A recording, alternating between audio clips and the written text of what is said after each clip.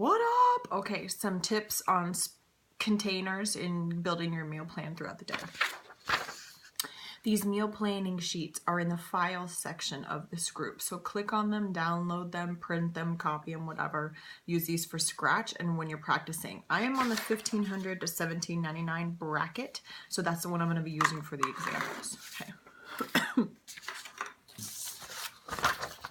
Breakfast snack, lunch snack, dinner snack, if you're choosing to have an after dinner snack before bed. So we'll start with the breads. Protein. These are your two most important containers when you're trying to lose weight or sustain hunger or build strength. Protein and vegetables, non-starchy vegetables. Protein is important to spread evenly throughout the day. You want to avoid like lumping all your protein in one big giant caveman meal because you're going to be hungry, your body can't handle it, you're not going to feel good, too much pressure on the kidneys. So you spread it evenly throughout the day to sustain your energy and then to better control your hunger. So you put a protein in at breakfast, lunch, and dinner. And then whenever you have a tendency to be a little bit more hungry, whether that be in the afternoon or whether that be in the morning.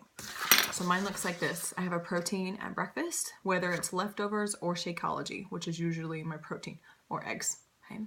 Lunch, there's a red. My red comes into the afternoon, and then dinner, there's another red. So I get 4, so that's spread evenly throughout the day. You get the same amount of greens as you do proteins. So in a perfect world, you would always have a protein paired with a green. But it doesn't have to be that way.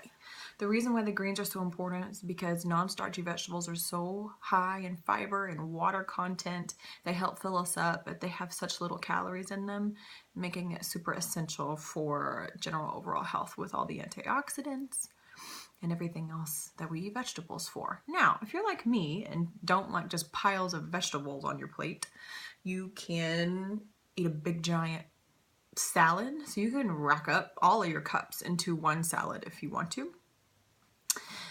You can throw greens into your Shakeology. I do that a lot because it hides them and then I've got one out of my way. I like big giant smoothies. And then you can have raw vegetables as a snack or cooked vegetables or whatever. Okay. So those are the two most important cups. Spread them out evenly throughout the day to better control hunger, digestion. You always want the fiber from the green to help push through the non-fiber of your red. It's better for your GI tract. Okay. Carbs, whether they're carbs from fruit or whether they're carbs from yellows, are best not to be eaten on an empty stomach. So these are going to be best if you put an apple with a couple teaspoons of peanut butter. So the fat helps level out all that crazy from the blood sugar spike that'll happen from your carbohydrate intake. So you don't want to have like just crackers. You would want to have crackers and then put cheese on them or dip them in guacamole or something else. Again, because the fat kind of reduces the spike from the blood sugar that happens just from carbs.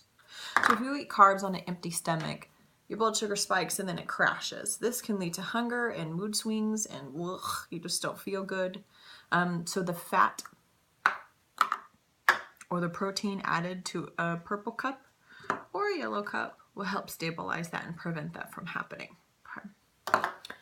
And then tricks on the containers are, I didn't wash that one good enough, that's nasty. Okay, so you technically want to measure out what you're going to eat. So you measure it after cooking.